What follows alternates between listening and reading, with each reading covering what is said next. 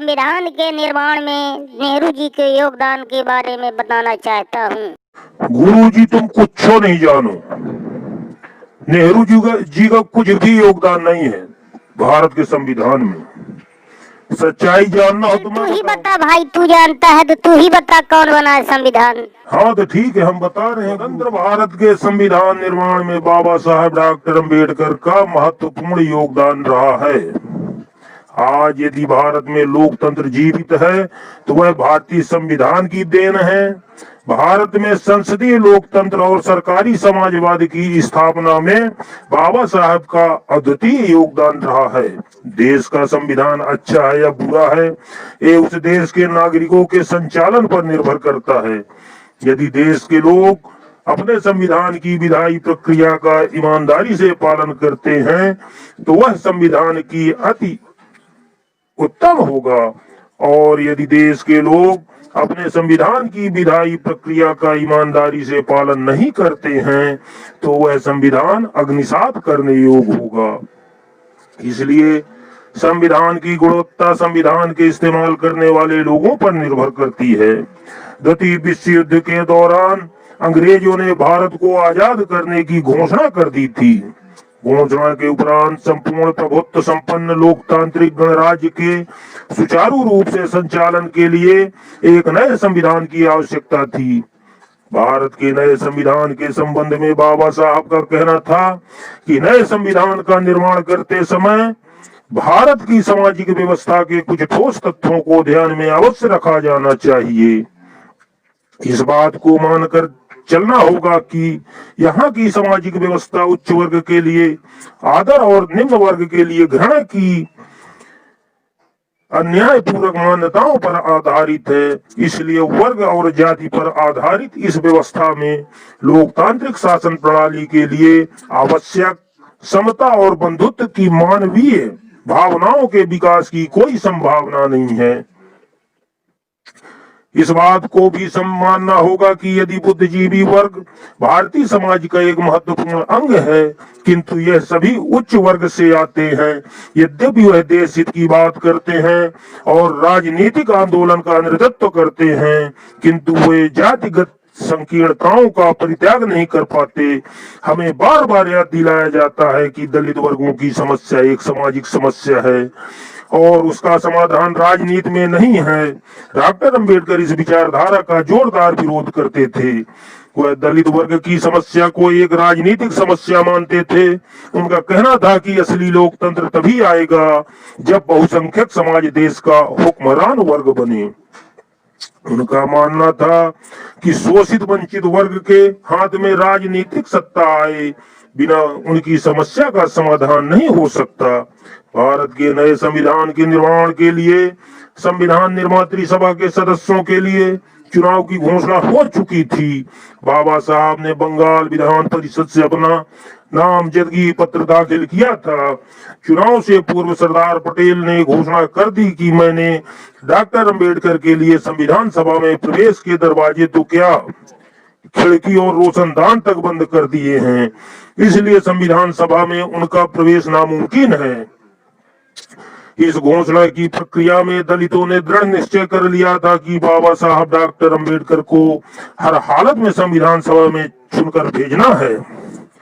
संयुक्त पंजाब और देश के दलित लोग कलकत्ता पहुंचे और वे बंगाली दलितों के साथ कंधे से कंधा मिलाकर संघर्ष में जुट गए।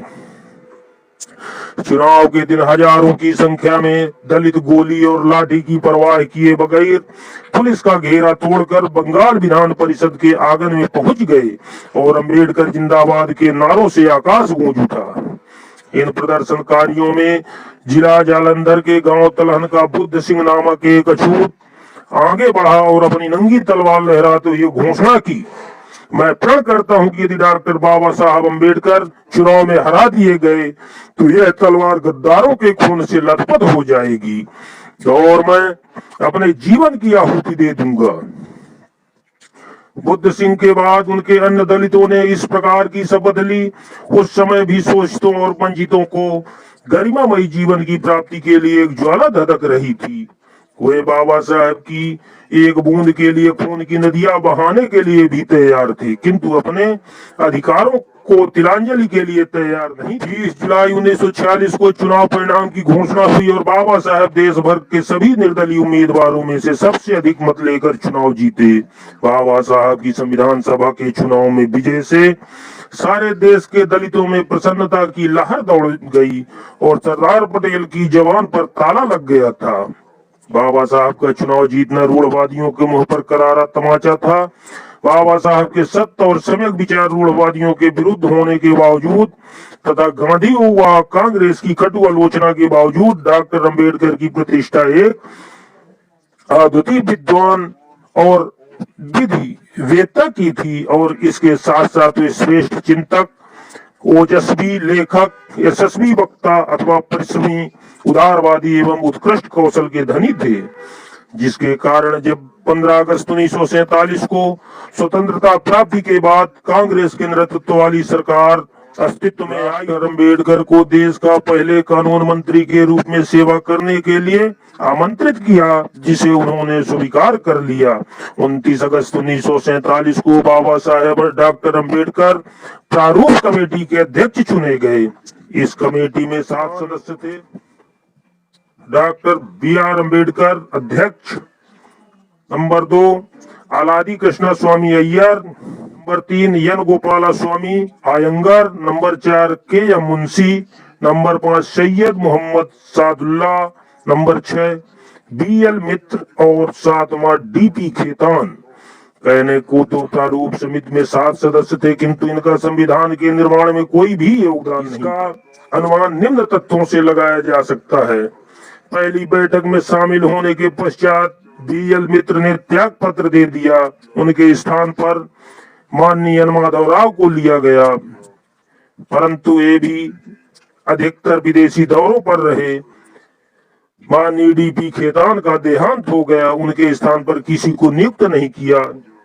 एक सदस्य अपने राज्य प्रबंध की समस्याओं से ही निवृत्त नहीं हुआ। 2 सदस्य स्वास्थ्य खराब होने के कारण दिल्ली से पर्याप्त दूर रहे। इस प्रकार संविधान निर्माण का पूरा दायित्व डॉक्टर अंबेडकर के कंधों पर ही आ गया था। उन्होंने अपने अथक परिश्रम द्वारा संविधान का निर्माण किया। संविधान के निर्माण में बाबा साहब का शुरुआती बौद्ध संघ रीतियों और अन्य बौद्ध ग्रंथों का अध्ययन बहुत उपयोगी रहा। बुद्ध काल में शाक और लिच्छवी की शासन प्रणाली गणराज्यों की शासन प्रणाली थी। वहां पर राजा की नियुक्ति मत पत्रों के माध्यम से होती थी।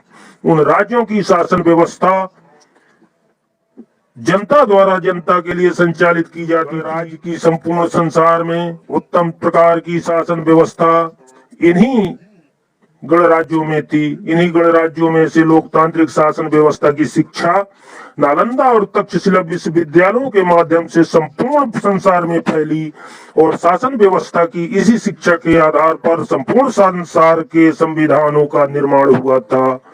कुछ रूढ़वादी लोगों का कहना है कि डॉक्टर अंबेडकर ने पश्चिमी देशों के संविधान की नकल करके भारतीय संविधान का निर्माण किया था, परंतु उनका ये कथन हीन भावना से ग्रस्त है।